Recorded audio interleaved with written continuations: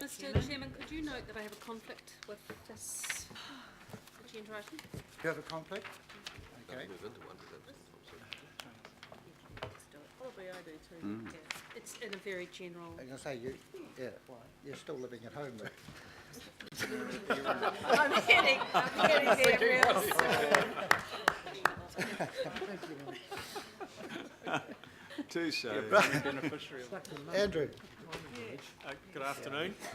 Just one more follow-on thing from the previous discussion. Section 109 of the Local Government Act requires us to review our rates remissions policies every 6 years. So I think for the LTP we'll have a look for you at all the remissions policies, including the odds and ends we've got in different parts of the city for heritage and covenanted land and sports clubs and things like that, which reflects some of the questions you asked earlier.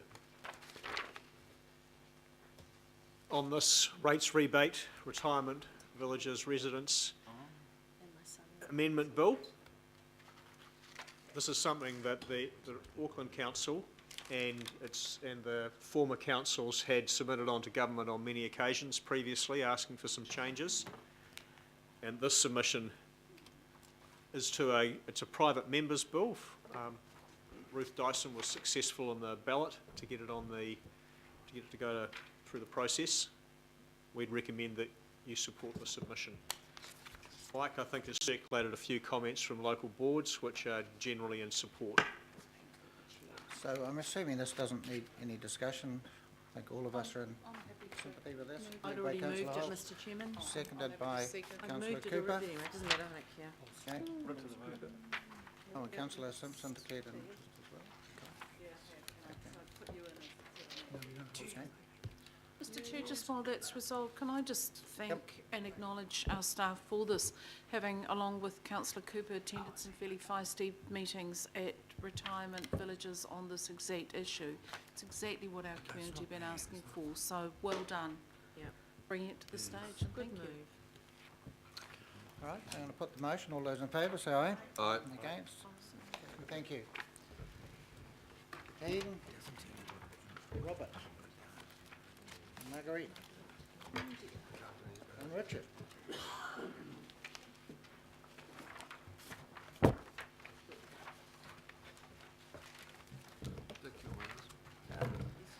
Robert, you're leading? Yes? Yep. Good afternoon, councillors. This agenda item is just the monthly budget update, which is a report which seeks approval for any minor budget changes to this current financial year. For today's item, we have two items on the report. The first is a budget request for the Howick Local Board by-election. A by-election is required for the Howick Local Board, and this follows the resignation of a local board member at the inaugural meeting of the local board. The projected cost for running the by-election is $104,000, and it relates to external costs. There is limited option to mitigate the costs as the by-election is required under legislation. We're looking to obviously mitigate the impact through absorbing this through existing budgets. However, if that's not possible, there'll be a minor impact on the debt levels this year, but it will be very, very small. The second item, this relates to the Putney Lane streetscape upgrade.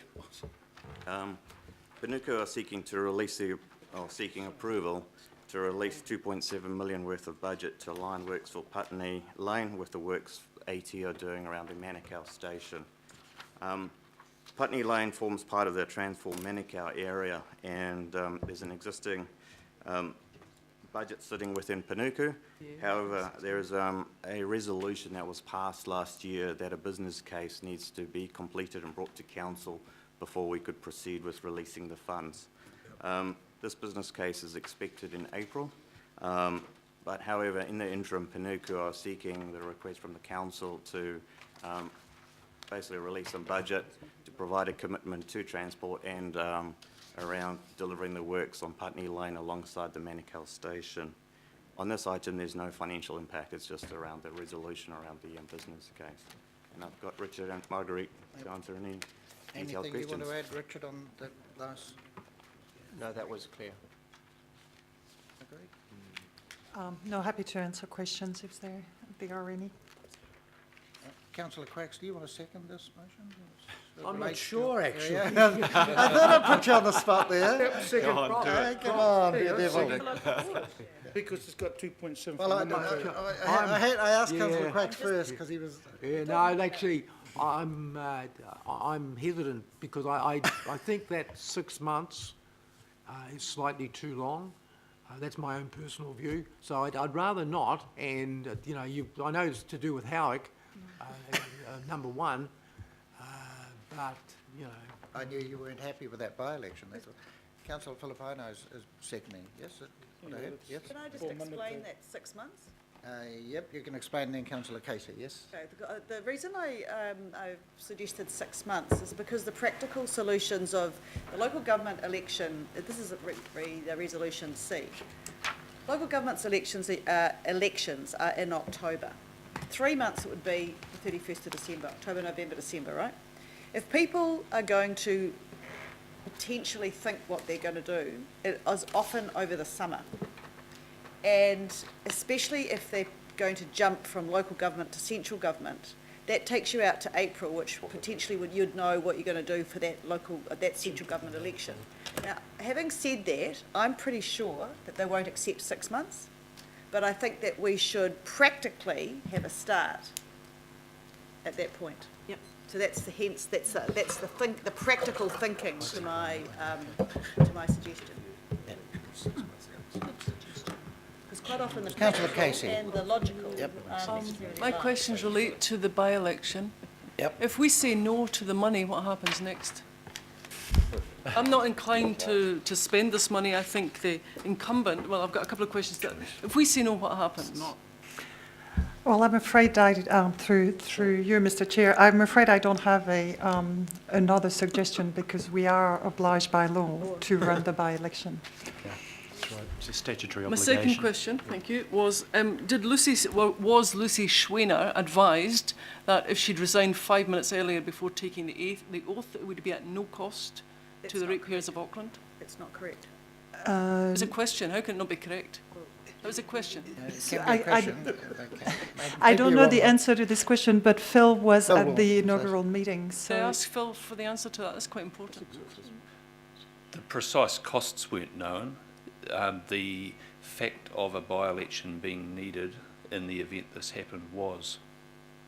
So she knew that before she decided It to would throw be a it by-election towards as a consequence of the resignation, yes. Is there any responsibility for the actions of that candidate with regard to the payment of this debt, which is $104,000, which the people of Auckland are now being asked to pay?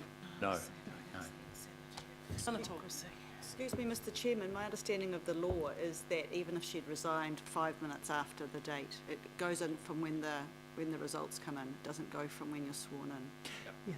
yeah, that is correct. Yeah.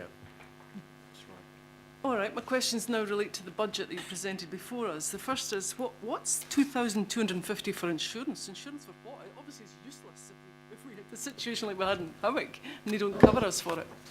So we do, we do need an insurance cover to ensure that the election, if we've got an issue and we need to rerun it, or we have an insurance to cover us for that. Why didn't the insurance cover us for this? We, Good question. sorry, is your question that why did the insurance not cover the by-election? No, I'm suggesting that's quite a lot of money for it not to cover us. My understanding is it covers recounts, That's for it. example. Margaret? So the insurance that we have for the main elections does cover recounts, but it doesn't cover by-elections because by definition we don't know when they can happen, nor do we know how big or small they're going to be. Having said that, it is because the insurance for the election is organised nationally through Solgum. I did ask Solgum to investigate whether we could take coverage for by-elections in the future. It will be a matter of balancing the insurance premium against the risk. Okay, now further down the list, what on earth or who on earth is getting $7,500 for social media and website? So we do, to be able to update our website, the councillive.aucklandcouncil.govt.nz, we do need to spend a little bit of money to change the website, and especially because we want it in several languages, including Chinese, because of the electorate in Howick, and we want to make sure that we provide the right information for people. So $7,500 gets us that. Yes. It's an amazing amount of money. And advertising, 9,100. Where's that going? That's going to the compulsory public notices that we have to put in the papers. Which papers? So it will be the local newspapers around the Howick area, Not the Herald. not the Herald. I'm not going to vote for this budget.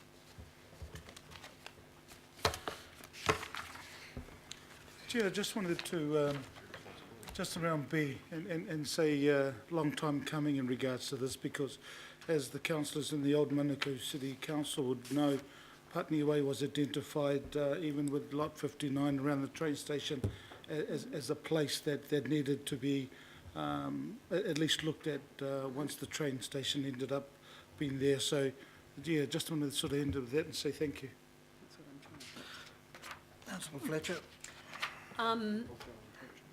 Do we have any other options, Marguerite, in terms of electronic voting or any other? Because the main costs are really to do with postage, the voting packs and so on.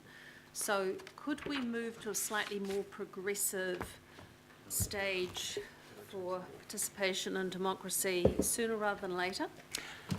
Through the chair, I would love to. Having pushed very hard for electronic voting, at the moment it's not allowed in legislation. One of the things that we will be pushing is actually that a trial be allowed for by-elections, because it would be a really good way of trialling it. But at the moment, legislation doesn't allow us to do it, unfortunately. So, Mr. Chairman, with your indulgence, I wonder whether the mover and seconder would give consideration under C to bringing that to the attention of the Minister of Local Government. I'd even make it a D, All right, because D. your C's really talking about 6 months after being elected in and then resigning or dying or leaving or whatever. That you're actually saying that it's a, sorry, Mr. Chairman, but I think that In it's the a event different of. point. The point is that, if possible, we could trial the system.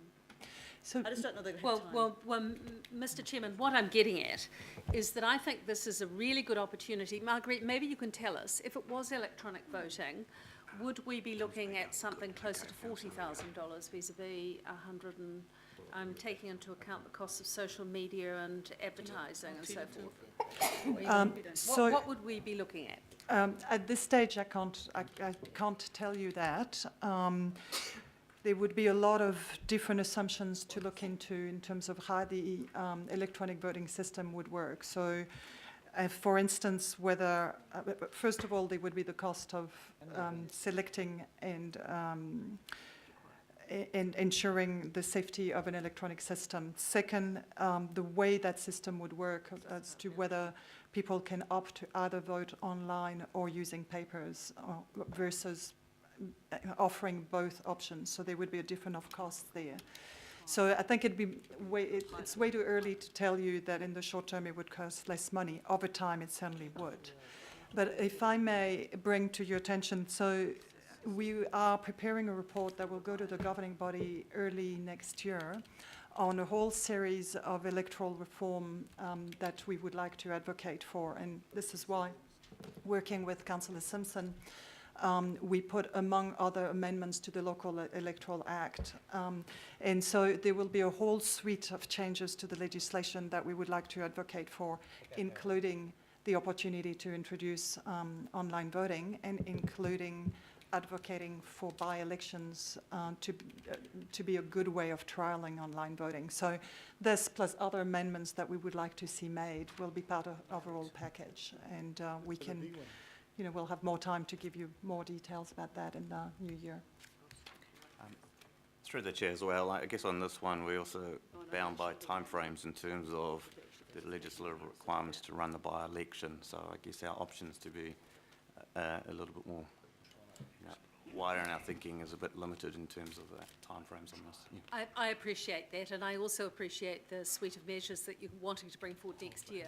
But you will be mindful of the fact that the public, I think, registered their protest in terms of voter participation with the current system. And postal ballots seem to be on the way out. So we have a new D, and that's good enough for the intent. So we have a mover and a seconder. We have no one else Chair, to speak. just a so- question on D. Yep. So, and it's just solely and wholly for by-elections? Well, that was an indication that Well, it could be a that's- good yeah. thing. So I just want to make sure it's clear that it's, because what's up there is just for by-elections. and- Mr. and- Chairman- And do we need to start a conversation based on what councillor Fletcher said the beauty- around the electronic voting system? That's all? Mr. That's Chairman, my question. I saw it as the pilot being there as a voting system to include by-elections, not exclusively for by-elections. That's what I thought you meant. Yes. So just to Okay, include. all right, to include, that's Including- fine. because including. The good thing about this is that And if a including. by-election could happen before the next election, which Yeah. means you could have a pilot before you have the next